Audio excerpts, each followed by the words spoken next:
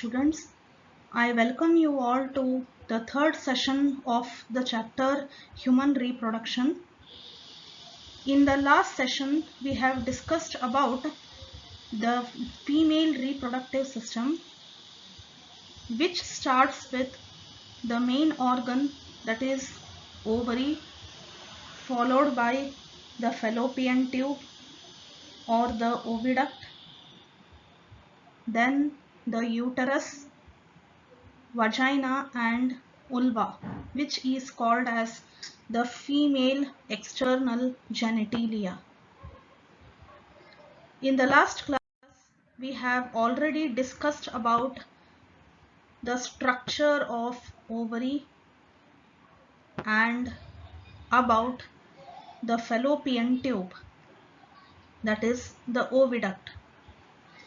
So today in our session, we will be studying about the third and the most important accessory duct of female reproductive system, which is the uterus. So uterus is commonly called as the womb, or it is also called as hystera or metra. So uterus is a hollow pear-shaped inverted structure, and it is present in the pelvic cavity. The uterus is covered by three important protective coverings, namely outer perimetrium, middle myometrium and inner endometrium. So outermost wall of the uterus is perimetrium, which gives protection to the uterus, and it is the outermost covering for the uterus. The next middle layer is the myometrium. As the name itself indicates, myometrium is the layer in the uterus consisting of smooth muscles. At the time of childbirth, these muscles undergo severe contraction. In other words, we can say that myometrium helps in childbirth, which is also called as parturition. Then the most important innermost wall of the uterus is the endometrium. As the name itself indicates, endometrium is the innermost covering for the uterine cavity. In females, after the age of puberty, that is in between 13 to 16 years of age, menstrual cycle begins. So this menstrual cycle starts from endometrium. So endometrium, it helps in menstrual cycle. Apart from that, endometrium plays an important role in implantation. So as you know, implantation is the attachment of the fetus, that is the developing baby, to the uterine wall. And finally, the most important function of endometrium is it helps to carry out gestation period, that is pregnancy period in females.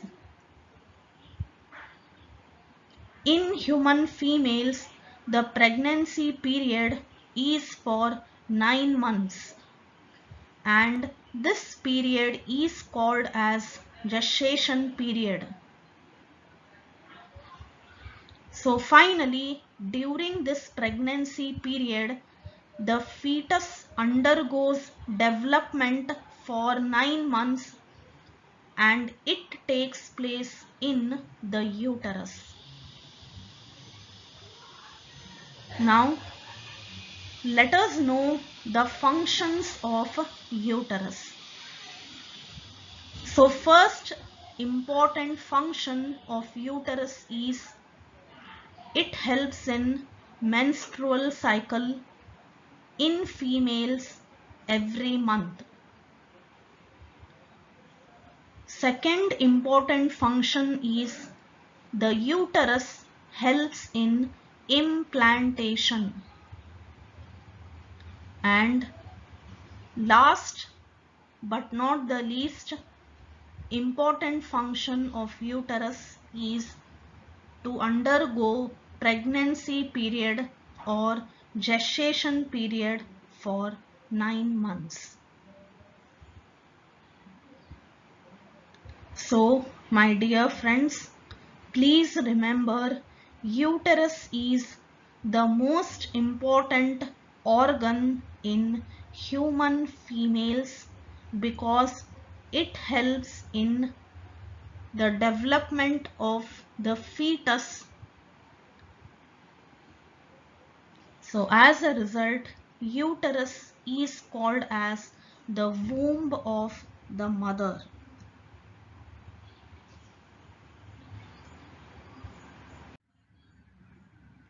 So the next important accessory organ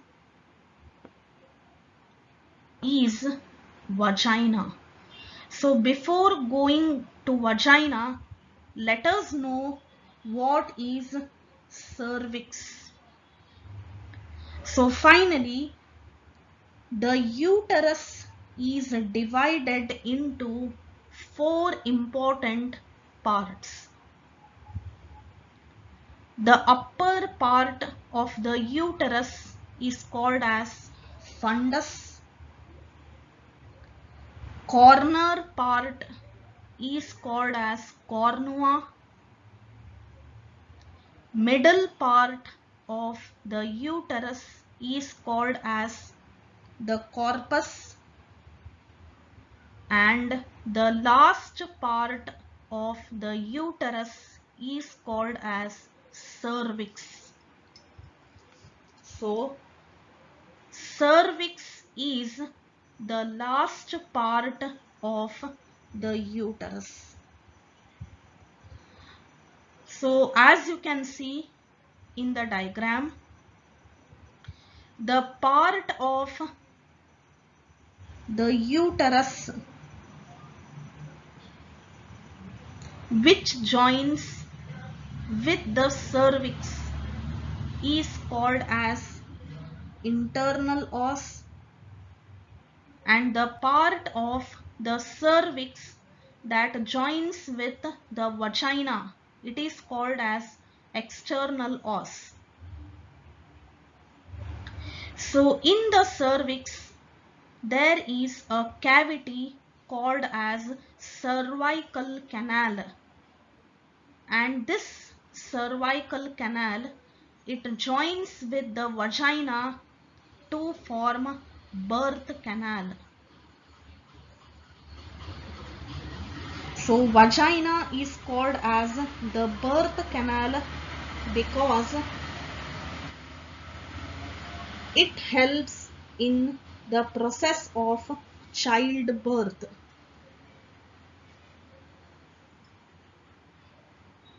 Now, let us know about the most important accessory organ, which is called as the external genitalia, that is vulva, vulva. So here the female external genitalia is also called by another one name, that is vulva. So when we look at the diagram of vulva, we can see the following parts. The first part of the vulva is called as mons pubis. So this is the region where pubic hair is present in females. So this region is called as mons pubis. So just below the mons pubis is an opening called as clitoris. So clitoris is present posterior to the mons pubis. Just below the clitoris, there are two folds of skin, and these two folds are called as labia majora and labia minora. So labia majora is the outer fleshy folding of the skin, and labia minora is the inner fleshy folding of the skin. So these two fleshy folds of skin meet at a particular point called as fourchette. And the most important part is hymen. So hymen is a delicate protective covering over the vagina. So vagina, it is covered by a delicate protective covering called as hymen, and this hymen, it is said to indicate virginity in females. Sometimes the hymen may be torn off either due to stressful exercises or due to some jerk. So finally, the external genitalia or vulva consists of mons pubis, clitoris, labia majora, labia minora, and hymen.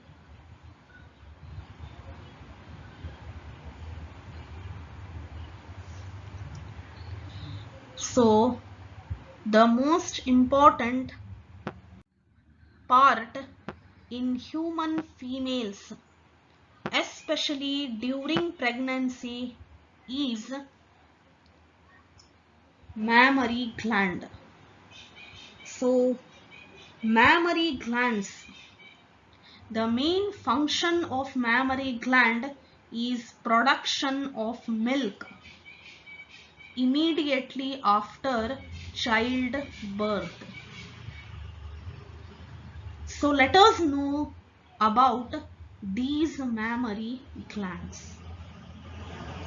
So mammary glands are located in the region of breast. So finally, in the region of breast in human females, especially in the pectoral region, mammary glands are present. So these mammary glands, they undergo the process of development and finally they become functional at the age of puberty. So when we look at the structure of the mammary gland, so here in the diagram you can see the structure of mammary gland. So mammary gland, it is situated in the breast. So externally each breast has a projection or a protuberance called as the nipple, and it is surrounded by a deeply pigmented skin called as areola. So it is a dark area of skin which is called as areola. So on the surface of this areola there are numerous sebaceous glands which in turn contain mammary glands. So finally there are about 15 to 20 lobes, or there are 15 to 20 mammary glands in each breast. So these mammary glands, they divide further into mammary alveoli, and these are basically milk secreting glands. So they produce milk. And finally these mammary alveoli further branch or they divide into mammary ducts. These mammary ducts further branch into mammary ampulla, which leads into lactiferous duct. So this lactiferous duct, it carries milk to the exterior part of the nipple. So what is the function of the breast?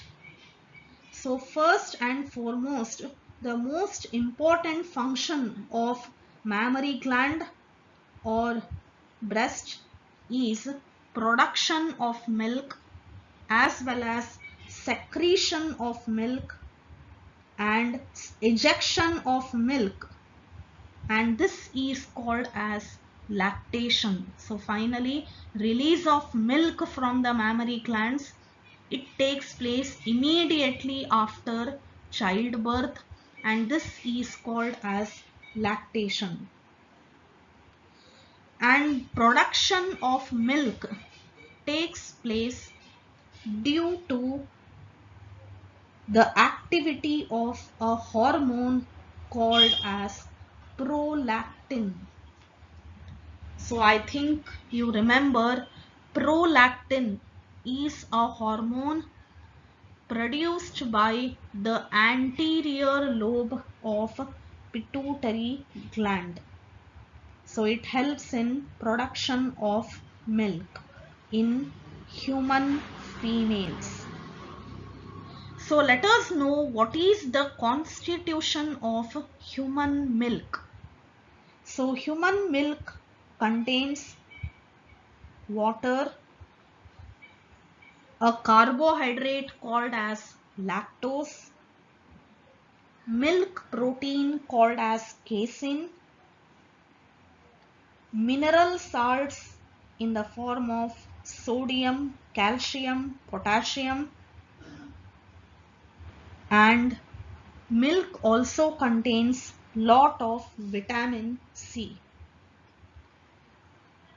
A human female produces about 1 to 2 liters of milk per day. So the first milk which is released immediately after childbirth is called as colostrum. So usually doctors recommend breastfeeding during this period because this colostrum is rich in antibodies and it provides immunity to the developing baby.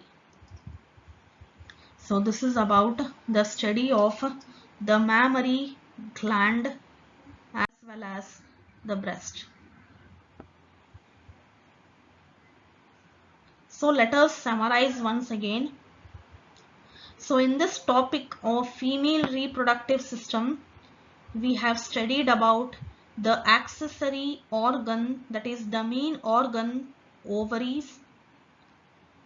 Along with the ovaries, accessory ducts include oviduct, that is the fallopian tube, uterus called as the womb or the hysteria, cervix which is a part of uterus again, and vagina along with vulva. So we have also studied about the external genitalia, that is vulva, which includes following parts like mons pubis, labia majora, labia minora, clitoris and hymen. And last but not the least, we have studied about mammary glands. So here in female reproductive system, there are some accessory glands. So I think you remember in male reproductive system, the accessory glands included Cowper's gland, prostate gland, seminal vesicle, etc. Similarly, here in the female reproductive system, there are two types of accessory glands, mainly lesser vestibular gland and greater vestibular gland. So these are the two types of accessory glands in human females. So these are the important topics that we have covered in female reproductive system. Thank you.